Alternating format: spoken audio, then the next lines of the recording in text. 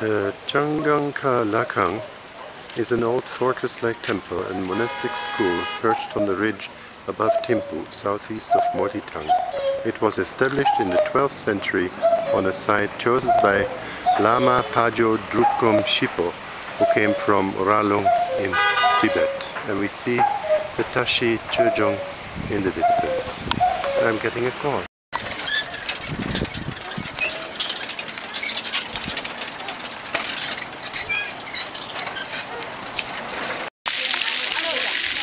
I've come to the Dechen Chöjong Gompa, where the monks are just having their lunch break and they're playing some traditional games.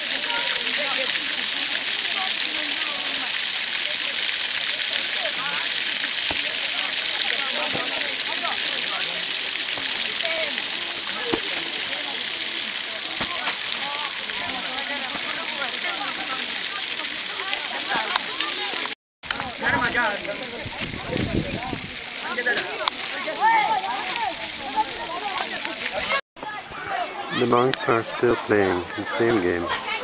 If one starts it, then everybody follows.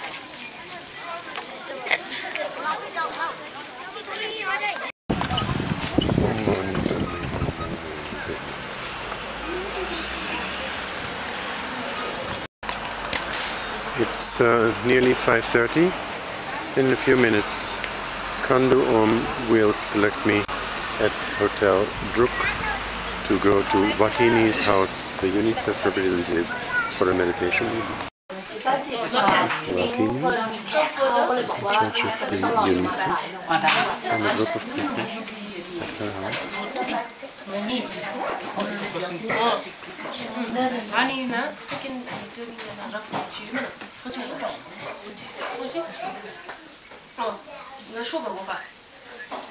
Including some people from Thailand.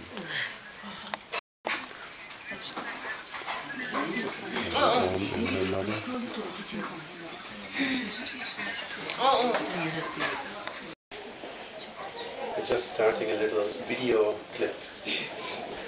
Yes. High tech. Yes. So I think we can start. We can start, yes. More or less, we have everyone here, except one or two still get lost. Oh, yes. Because we are located in the jungle. Yes, you really have to know where to turn off. Yeah, that's very true. Yes. Okay. Would you like to say a few words? Yes. I think it's very honorable for us, everyone here, that to have the Venerable Orende Onanda, which is the monk from Sri Lanka. Originally, this Venerable is from Netherlands, and I think he is living in Sri Lanka for many years. 34 years. 34 years. And this Venerable had been in Bhutan last year, I think in during the coronation I think in November. And I also have a very good opportunity and honor to also to host such a session also during that time. And for this visit, this Venerable had been attending the Paro session last week. So from there, and he will extend also his visit for a few more days in Bhutan. So I think it's a good opportunity also again to arrange such a session today. And today I think the session that what his Venerable will be giving us will be in the three sub-sessions. First will be a teaching on the three delusion, and then link up to Vipassana, and after that we will have some practice on the meditation and Vipassana, and perhaps each, and then we will end up with question and answer. So I think each sub-session will be taking up a bit 30 minutes each, so we will be taking altogether 1.5 hours. And after that, you are all invited for Thai dinner also. So I think that is my introduction. And I think Thank you very much, Watini. And good evening, everyone. First, I would like to say a few words about the three kinds of delusions that most people are living under, as long as we are not enlightened, as long as we don't have insight into the reality as it is. And from there we can say, well, the opposite of those illusions, that would be the insights into the three characteristics of existence, which is part and parcel of the insight or vipassana that one gets through the practice of mindfulness, the satipatthana bhavana, or the meditation on the development of mindfulness of body, feelings and mind. So generally speaking, most people seem to think that in this world things are permanent, or as permanent as it can be, or they hope that things are permanent. And whereas the reality is actually that everything is impermanent and changing all the time. Even in science you find that when you really look at matter, for instance, under an electronic microscope, then you start to see the, maybe come a little bit further forward. Yes. So when you look at matter under a microscope, a very powerful electronic microscope, you start to see that what we think is matter. Now, for instance, diamonds are forever, they say, right? But even if you look at a diamond under the microscope, you find that there's a lot of space in between the particles. And when you go subatomically, some people can't find the ring. And when you then look subatomically, you find that there's actually just energy and not really matter. So that comes very close to what the Buddha says, that the ultimate reality is really empty of matter. So the ultimate reality of matter is that there's no matter. But then, of course, we have to look with the Buddha's wisdom also at the different levels of reality. You see, we have this general relative reality that we have to deal with in daily life, where we have concepts and things around us, and this me and mine, yours, and so on. And that is what we call sammutti satya in the Pali language, the relative reality. And then there is the absolute reality, the things as they really are, that is called the paramartha satya, the higher truth. So in that way, we can say that as long as we are deluded, that is not enlightened, we do identify more with that relative reality, and we don't know the other side or the absolute reality yet. So the idea, or the aim in a way, of one of the aims of Vipassana meditation is to get to know that other absolute reality for oneself, not as a concept, but as an experience. And that will actually have a very beneficial effect on our minds, in the sense that it will loosen up these delusions that we have. So to just sum up the three delusions I just mentioned, the first one, that we think things and people and situations are permanent, which they aren't. The other delusion is we also tend to think that there's real happiness in these relative things.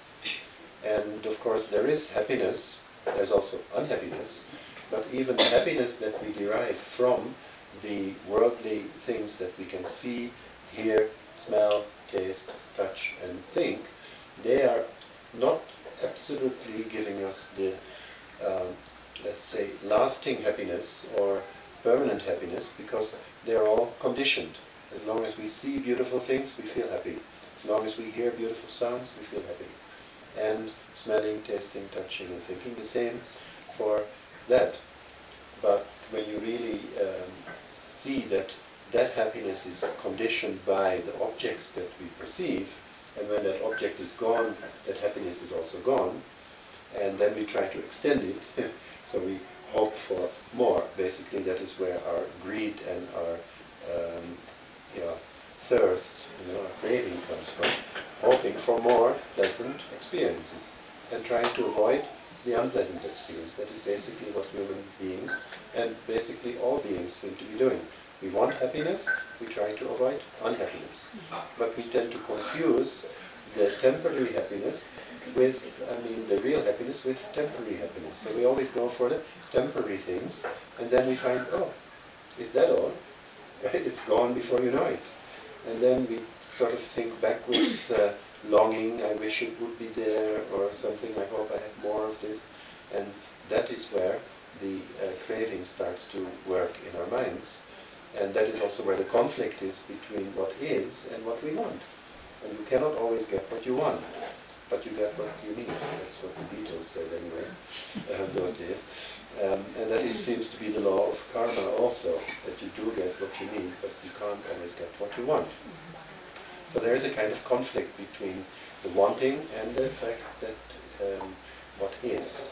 So that is one thing which we call cause of dukkha, or unsatisfactoriness, or conflict, or suffering. And then the third delusion is sometimes maybe the most difficult one. That is the delusion that there is a real self, an abiding, unchanging, everlasting core or soul or self in ourselves. Now, as Buddhists, we sort of go proud on saying there's no self in Buddhism. We don't have a self. But some people are very proud and selfish about it with saying that. Now we have to understand what the Buddha said when he mentioned the word anatta in Pali language, which of course is not related to Buddhism but more to Hindi and Sanskrit. Anatta means non-self, or rather not having an eternal, everlasting, unchanging soul in itself. So what did the Buddha mean by that? So atta would be self, anatta is non-self. Now the word atta is used by the Buddha also. He says you yourself are responsible for your actions. You create your own karma. You do good, you do bad, you receive the results of your karma. And in that way there is a self who is doing, who is experiencing, who is intending, and so on, who is thinking and receiving the good and bad results of previous karma, even from past lives. In that sense, there is a stream of consciousness which continues and has a certain identity of itself. And that is why we say, for instance, when we remember something from when we were very young, that is me. When you see a picture of yourself as a baby, that's me. But that body has completely changed over the years, the mind also has changed, but still there is a line of identity. So that's why we can say that is a relative self. But there's no absolute, unchanging, everlasting core in it. So that is what the Buddha actually denied, that eternal core. And that is why he says an-atman. Now in Hinduism, which is sort of the background of the Buddha's time, and even now, Atman is a very major thing in their teachings. They say, well, okay, your body is changing, your feelings are changing, your intentions are changing, your thoughts are changing, the content of your consciousness is changing, but there is something which you really are. That is the Hindu teaching. They say, thou art that, tattvam asi. And if I'm not this, then I hope to be that. And that is also eternal, unchanging, everlasting. It's like God, and I am God. Thou art that. That is in the Hindu view, the kind of philosophy or the view of self. So there's a self with a small self, and there's a self with a capital S. Capital S. But in Buddhism, the Buddha said, no, there is something which is eternal and unconditioned, which we call nirvana, but that is not yourself. That doesn't belong to you. That is just the unconditioned, which we can realize, but you should not identify with it as me, mine, my own, or myself, or my soul. So that is quite a major difference. I think that's the main difference between Hindu teachings and Buddhist teachings. And I think the Buddha actually tried to show that there is no substance or eternal self in all this in order to get rid of our craving and our attachment. Because if we say, I am that, or you are that, then perhaps you start identifying with that very subtle, unconditioned, maybe God or the Absolute, and that in itself could become reason or a cause for rebirth. Now, of course, we do have this problem in Buddhism, the different schools of Buddhism with different ideas. Now, in Theravada Buddhism, for instance, we say, get out of samsara as soon as possible for yourself, become an arahat and get rid of suffering and attain enlightenment as a follower of the teacher, the Buddha, and that's the end of it. That's the end of suffering, that's the end of rebirth. But of course, in the Mahayana schools of Buddhism, you find the bodhisattva ideal, that even though I can get out of suffering, I want to remain in samsara as long as it takes for all beings to be liberated from suffering, even to the last blade of grass. Now the Theravadins might say that is an impracticable proposition. When will that happen? But the Mahayanas might say, yes, but it is a very selfless and a higher ideal than just getting enlightened for oneself. So whatever it is, that is a sort of standing difference in the approach of Theravada and Mahayana Buddhism. But basically, the fact of dukkha or suffering we find those three characteristics, that is the opposite of the three opposites which I haven't mentioned yet of those delusions, namely the opposite of the idea that things are permanent. That is, Buddha says, all conditioned things are impermanent. Sabbe sankhara anicca. That's the Pali word for it. And then all things, all conditioned things, are a form of suffering or conflict or dukkha, that is the word, unsatisfactory. So all conditioned things are unsatisfactory. Sabbe sankhara dukkha. So that satisfactoriness or the happiness which we projected through our delusion onto things, which are actually not having that quality, they can't give us, let's say, satisfaction forever, that's why it is called unsatisfactory. So that is the fact, and the delusion is thinking that it is giving real happiness. Then the third one is called anatta, which we just discussed, and that is the opposite of the idea of atta, or self, or soul, or eternal, unchanging core. So that is where, and then the Buddha said, that's interesting when you look at it in the Pali language, sabbe sankhara anicca, all conditioned things are impermanent. Then all conditioned things are a form of unsatisfactoriness.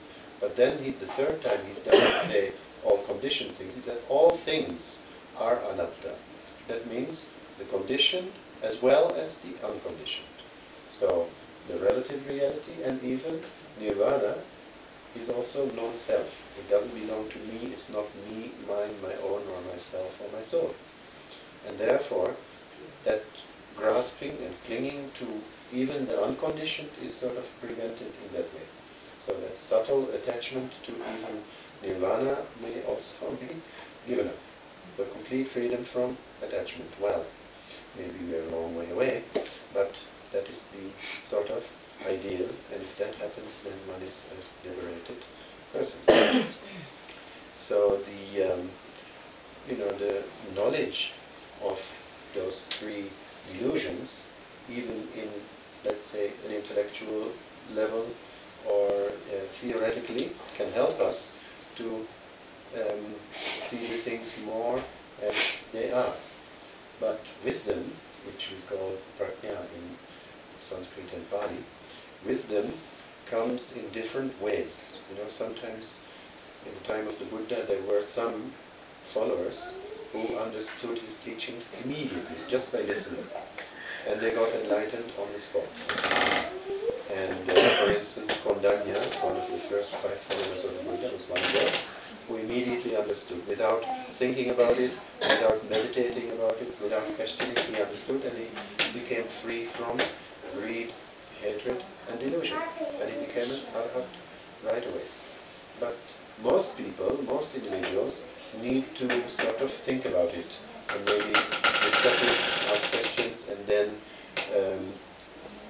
within themselves contemplate on these characteristics, and then maybe meditate, and then realize.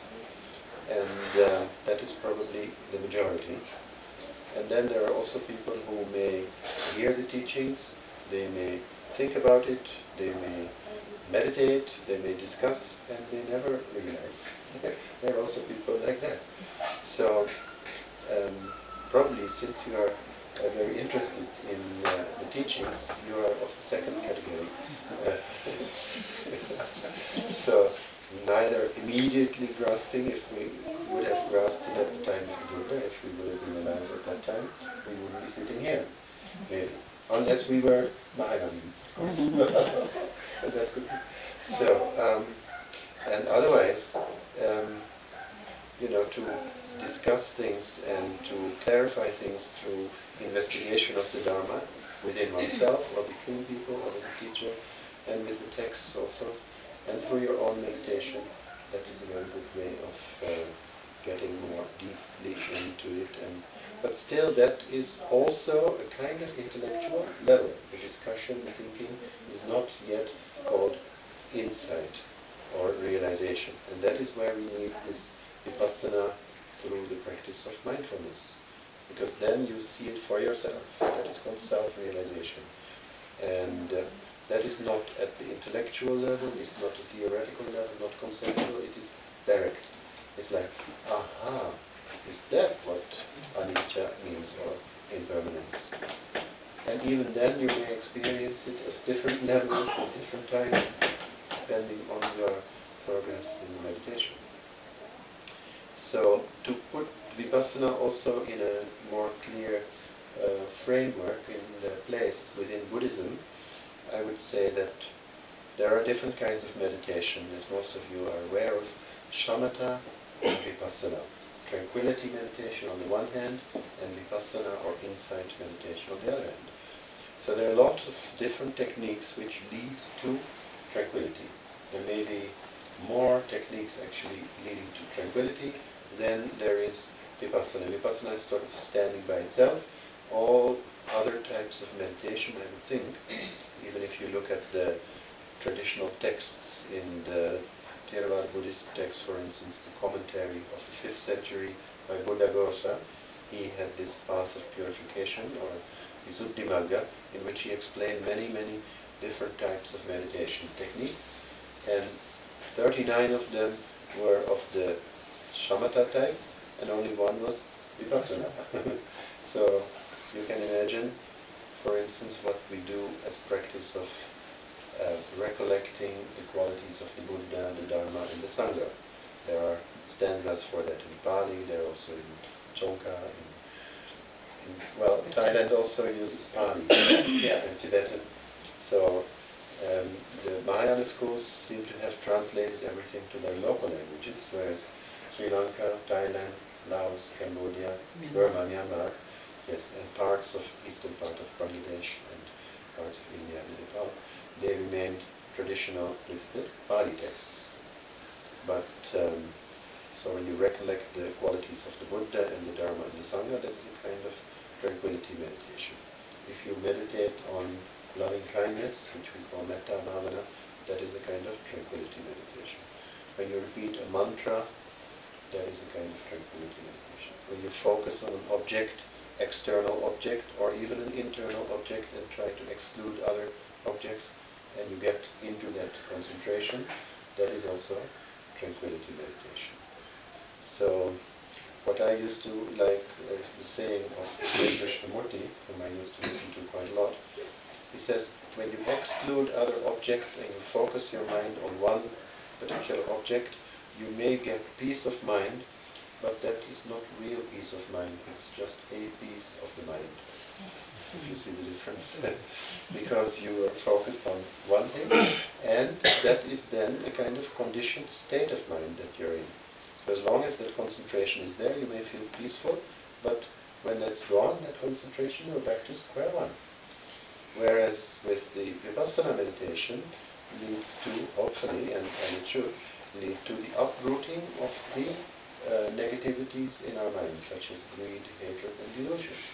So that is the difference, that little by little, you may not notice it immediately, but little by little, it tends to uproot our delusions and therefore our greed and hatred. So our attraction, repulsion, and jealousies and things like that getting upset about things, that sort of diminishes because of the insights. And therefore it is considered a path to liberation, whereas the tranquility meditations are temporary solutions to the problem. A temporary escape from suffering and getting into tranquility, maybe a nice state of mind, but it is actually the Buddha just before his enlightenment who realized that his teachers who had been teaching him tranquility meditation were leading him only up to a certain point. Very deep and very high, what they call the Ashtasamapatti, that is the 8th level of tranquility, like in the formless spheres, the jhanic meditation, but still he felt there must be something beyond this all. This is still conditioned. So let me sit down and find out, and for myself he actually discovered that there is this really unconditioned state. So that is basically what the Buddha discovered and then started teaching it. And he said you can do tranquility meditation, but it is in a way limited in its goals. But it is good as a preliminary. Like it's good to start quietening your mind before you start doing the direct vipassana. And that's why we usually start with something that helps to tranquilize our minds. But not to keep it in a tranquilized state, but then to wake up to the fact of body, feeling, mind, and its characteristics. And that way, we really have a combination of samatha and vipassana. But in that book which I mentioned, the Visuddhimagga, or the path of purification, it is also mentioned that there are two ways. Some people go through tranquility and deep levels of tranquility to vipassana. Others go directly to vipassana.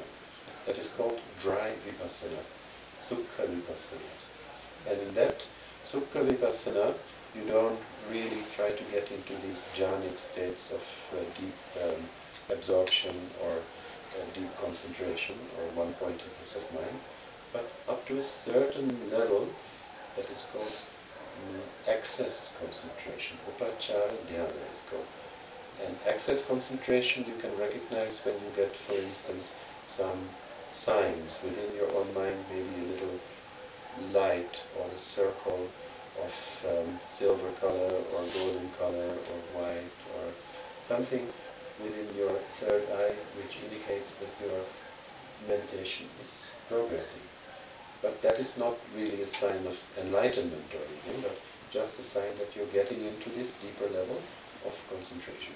But not yet into the jhanic levels, but just before. And that level seems to be enough, according to Buddha-dosha, to see those characteristics of anicca, dukkha, and anatta clear enough to help you realize the reality. So, especially I think in case of people who are involved in daily life, in your work, in your family, in your daily life situations, you can't expect your mind to just be fully concentrated on one object immediately. As soon as you sit down and you try to focus on one object, then you start noticing how your mind goes all over the place. Because you are involved, isn't it, with your work and with the things that you have to do, things you have to remember, and so on. So, and all the impressions that you get during the day. So if you have only like 30 minutes or 45 minutes for meditation per day, let's suppose you do, then you won't be able to get into deep levels of tranquility meditation. So I would say the more practical form of meditation would be just a little bit of tranquility and then mindfulness, dry vipassana, being aware of what is actually happening in your body, your feelings, your mind, and the sense impressions that come to you, that may be sounds or other kind of things that happen within you, thoughts. So these are kind of objects, as they are called, the four foundations of mindfulness, Chatur Satipatthanas, the four foundations of mindfulness. The body, for instance, you can be aware of the fact that you're sitting. That is a very good start, just to know I'm sitting here. Or you feel your body sitting there. That will really zoom in your mindfulness into the present moment. when you know, experientially feel your body sitting here, not just thinking I'm sitting here, but you feel the body sitting here. Then there's no room for your mind to go back and forth. You're sitting here. Then, more subtly, you can start focusing on your breathing. That is also something that we can only experience in the present moment. You can't feel your previous breath, nor can you feel your next breath, but you really can feel only this particular breath and this particular part of the breath which is touching now. So when you have that in your focus, then you know I'm really aware in the present moment. Now, but that doesn't last very long, because other things may call your attention. Your mind may go back to thoughts about the past or about the future, or just daydreaming. Then we should not get worried about the fact that the mind is wandering like that, but just to notice it and to be aware that there is this thinking going on now. And when you realize this is just thought, without identifying with it as, you know, me, mine, my own, or as real, but just as thinking, you can also use a technique which is called labeling. You put a little label, thinking, thinking, thinking. Then you realize, I'm thinking. So you get above it, you get out of it. And then you can let go of those thoughts. Whereas if you identify with it, it is something like in the night when you are dreaming, and if you have a nightmare, for instance, you identify with that, and you wake up sweating and afraid, and suddenly you realize, oh, it was only a dream. And as soon as you notice that it's a dream, it's gone. So similarly, during the daytime, we also have times that we are daydreaming. When you're meditating, also your mind may drift away and think about this and that and the other. But when you pay attention to it, and you realize it is just thinking, then already you are aware of what is happening. And then you can let go of those thoughts if they're not needed. And I could almost guarantee you, it's not like no good money back, but I can almost guarantee you that 97.5% of all the thoughts that come to your mind are unnecessary at this moment. You know, when you have to do something, then of course you have to think. But when you're focusing on your meditation and you have reserved that time for it, then probably most of those thoughts you can keep for later. Then maybe you need them. And some of those thoughts, or a lot of those thoughts, may just come from, you know, unaware, from some subconscious or from the past, or some motivated by hope and fear or regrets or whatever.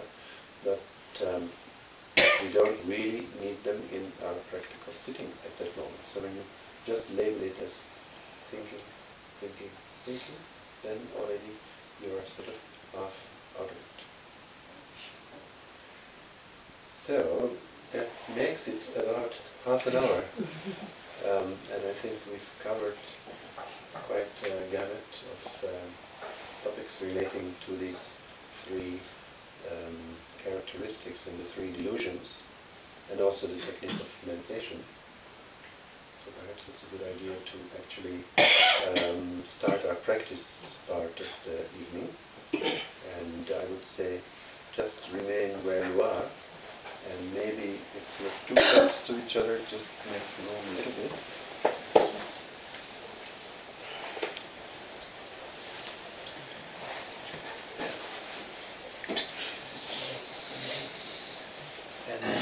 Let me see, could you reach for the camera, please?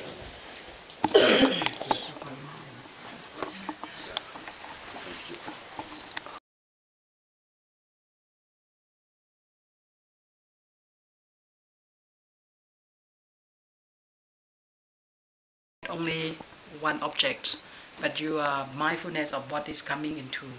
For example, I think when while we are sitting, we are hearing also some dog barking, right? Mm-hmm. So I think that when you hear the dog barking, we just said here, but I'm not going to be angry of the dog. Why you are barking at this time? I need, the silence. So I think that type of thing, you just only to allow that to come, but just to be aware of that. To elaborate or to modify or build up more stories about what's coming. or maybe sometimes people are coughing. I think some of you might be very frustrated, or telephoning people walking out. I think that to just be aware of what happened. And what will be the benefit of doing that? I think it's really strengthen the mindfulness. Because by practicing this one, when we are in day-to-day work and day-to-day life, you will be able to encounter the things that happen to you, because many times then when you are working, when you might be also confronting with your colleagues, they might say something bad about you, but you are not going, if your mindfulness is very strong, you just hear, but you are not going to elaborate that why did she saying that, or why is doing this to me, yeah, because so I think by practicing this, I think it's help us to encounter the things that come in the daily life, and I think that is I think that will be the more short-term benefit. Yes, that we are practical, and then that might be also bring peace in mind, rather than we go and then whoever attack us, we go and then even further than what they are doing. So I think that might be something that is good for practicing Vipassana. Yes. Oh, well, that's always nice to hear silly questions. Talked about the delusions, and my question is craving for happiness also a sort of delusion for human beings? Because I read about a philosopher called Hobbes who talked about how selfish we can be in all our aspects of our life, and he cited an example of how even when we go to the temple or monastery or to a church or wherever we go with a selfish mind to expect something, to get blessed. If I go to the church, maybe I'll be blessed of all my sins. So even there you are being selfish, because we are going there with certain expectations. So I know in Buddhism we talk about emptiness, detachment and all these things. Is craving for happiness, because even in your guidance in our meditation today you say, may I be well, may I be happy, may others be well, may others be happy, because there we are again asking for something. So is this asking, is this craving also a sort of detachment, delusion? Yeah, or an attachment. Yeah, okay. Have learned today, but I think we learned something, yeah. And I think it's also not just to learn, but I think we practice something also today. And I think that might be a seed for us, in the future. That seed, that what we have today, will grow also in our the way that we learn and practice more Dhamma. Because I think Lord Buddha also always mentioned not just only to know, but to practice. Because only by practice then you really understand what Buddha said. So I think for this.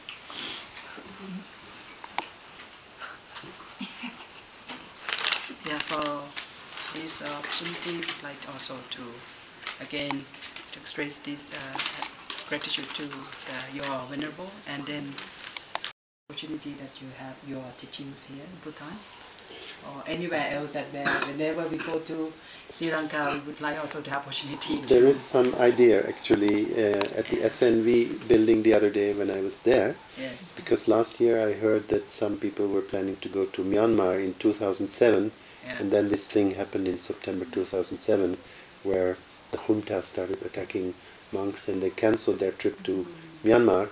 Then I said, well, instead of 130 people going to Myanmar, maybe I could come once in a while and we could organize a kind of, session, retreat, shorter one, maybe a long weekend or a 1 week retreat or something like that.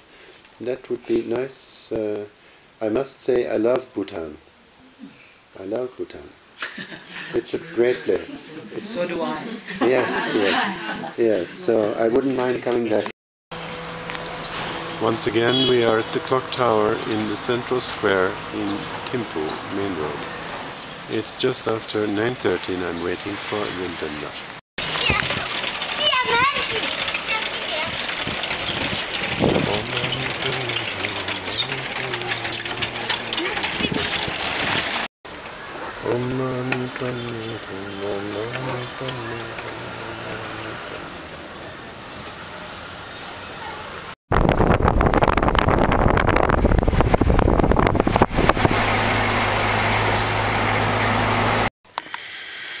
We are now at the Dachola.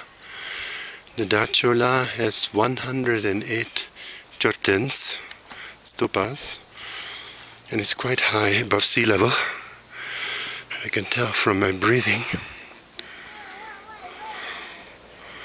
And it's got a beautiful panoramic view of the environment.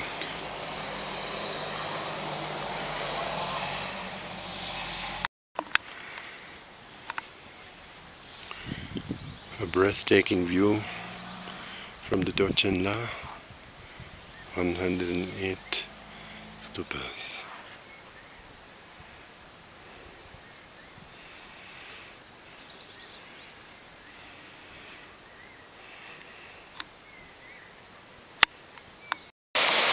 We have a beautiful view of the confluence of the Mocho and the Hochu, Mother River and Father River, at the Punakha Dzong, the most important dzong in Bhutan. The Punakha Dzong with the jacaranda in bloom.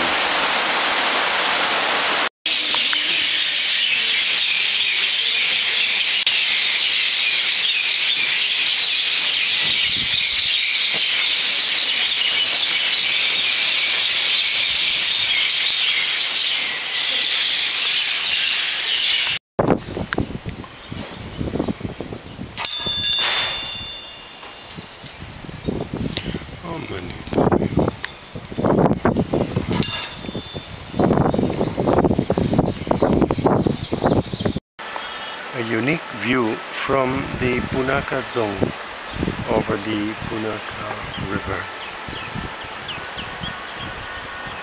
My driver must be wondering where I am. I almost got lost in this huge complex, but it was worth every second. So happy being in Punakha.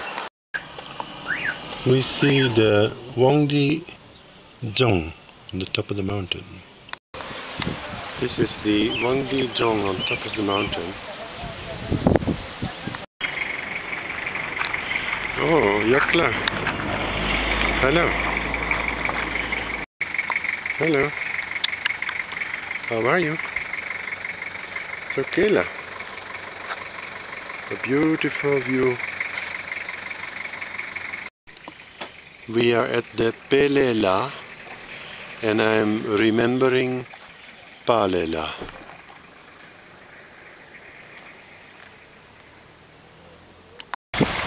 In Chindiji, just inside the Trongsa Dzongcha, we find this stupa in Nepali style. And we pass by a small chorten. And lots of blue pines along the way to Tangu.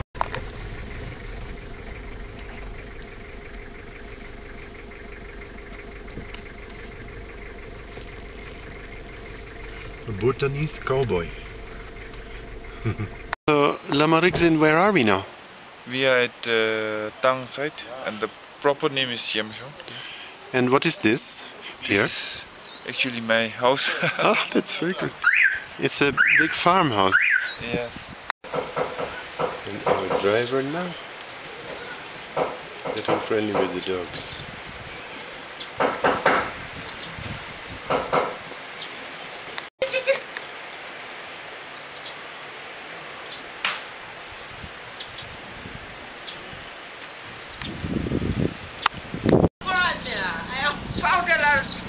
Rigzin's mother. This is Rigzin's father. What is your name, please? My name is Dorji Wangchuk. Ah, Dorji Wangchuk, yes. And he is your elder brother? Yes, my elder brother, Leki Wangchuk. Leki Wangchuk. Yes. And your son? Rigzin Hindu. I am Rigzin Hindu too. This is the Tang Chu, the Tang River in the Tang Valley. These tents were erected because tomorrow will be the cremation of Lama Rigzin's father's daughter's mother-in-law.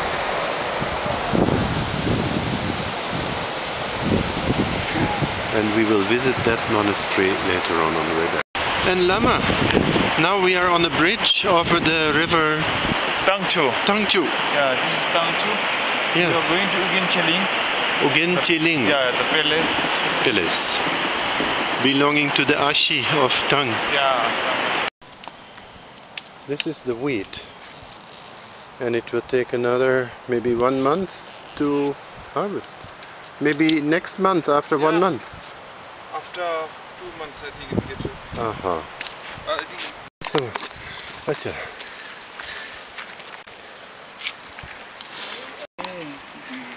Okay. This is one of the water power money wheels.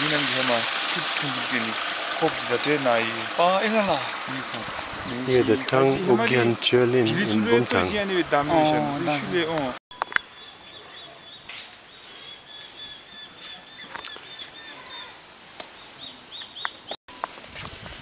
We are being invited into the palace for a cup of tea.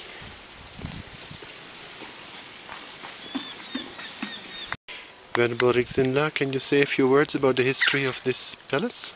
Actually, this palace is firstly one of the great master of Ningmapa called Kuntin Longchen Ramjam. He settled here, and his cave is just above there. So then after him, a main treasure founder called Dorjilingba, he came here, and the palace was now led by the lineage of Dorjilingba, and it had been now around 200 to 300 years since this palace had been here. Ugyan Choling.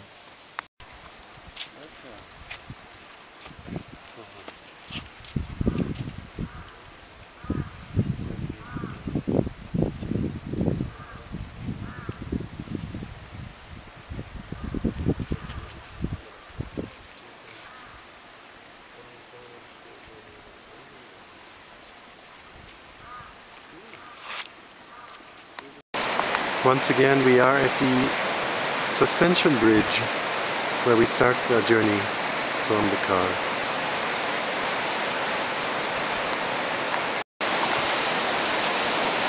The prayer flags fluttering in the wind and carrying the power of the mantras and the prayers over the Tang Chu. And the Tang Chu taking the crystal clear waters down the Tang Valley. Rigzin Lamala, where are we going now? We are going to visit the burning lake where the treasure founder Pemalingba has discovered many treasures. Oh.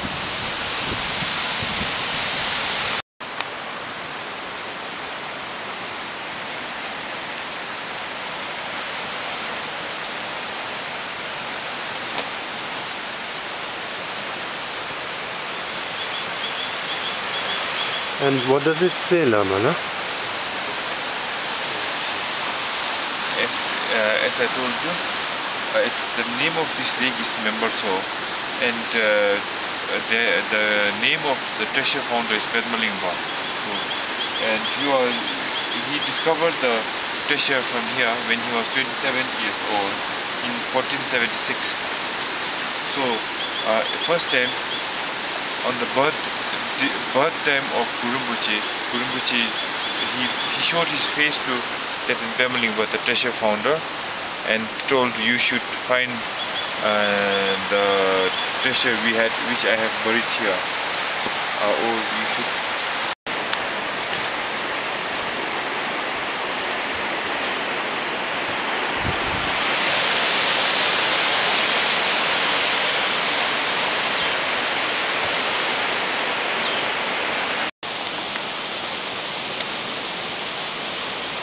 He says, what Pemalingba told, he went inside and then he can see a door. Oh. So when he entered the door, then he see many treasures which was kept inside. So from there he brought one, and it's still here in the car. And that treasure is still there somewhere? Yeah, there's 3 statues. One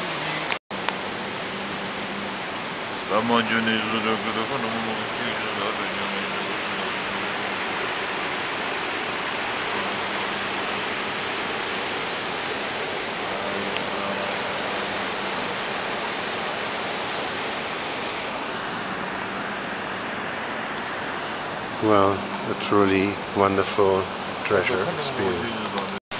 Tukse. Tukse. Tuk means mind, Oh, yeah. heart also. And Se means son. Oh yeah. Pemlingpa's heart son. Okay. He's still sick. I think he's not good. Yeah. So Gangdatugu is, in some philosophy, is written Gangdatugu is son of Tukse, the heart son of Pemlingpa's son, Oh. his body son. And he was appointed as Gangdatugu, appointed as the appointed as man of Gangte, Yeah. Lama of Gangte, Right. and then he got reincarnation, and then appointed as Gangdatugu.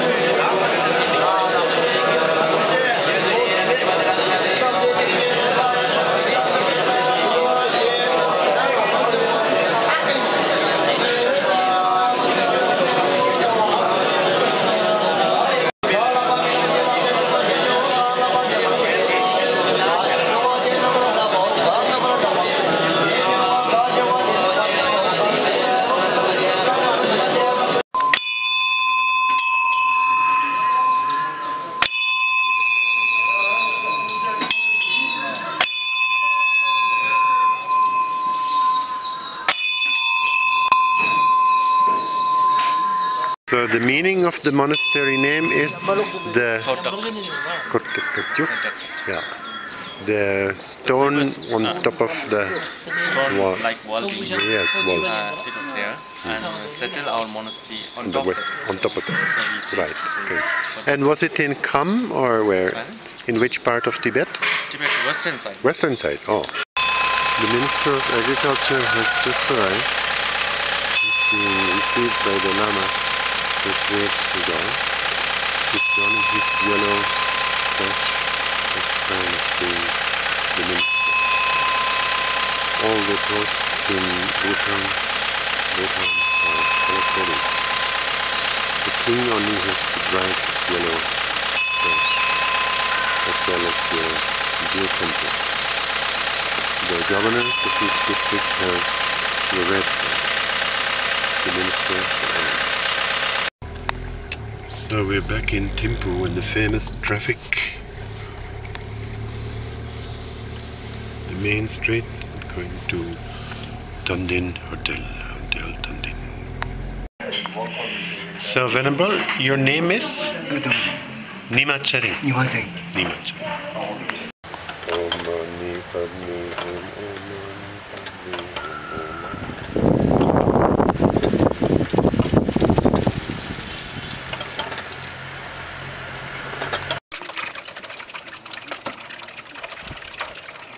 Hum Om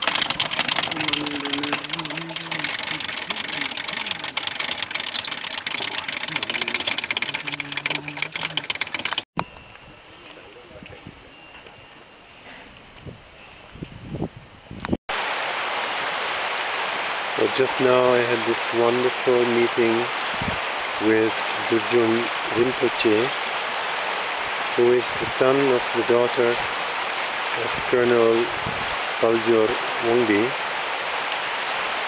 and who received me so graciously on his one and only day here at the residence above Dilgo Khyentse Rinpoche's cremation ground, Colonel Paljor Wongdi's residence, and especially made for Dujum Rinpoche as a retreat here in Paru.